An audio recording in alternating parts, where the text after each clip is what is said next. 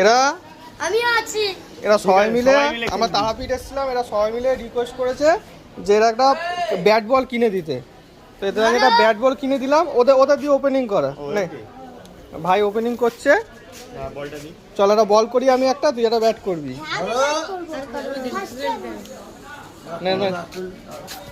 আমি ব্যাট করি, আমি ব্যাট করতে পারবো।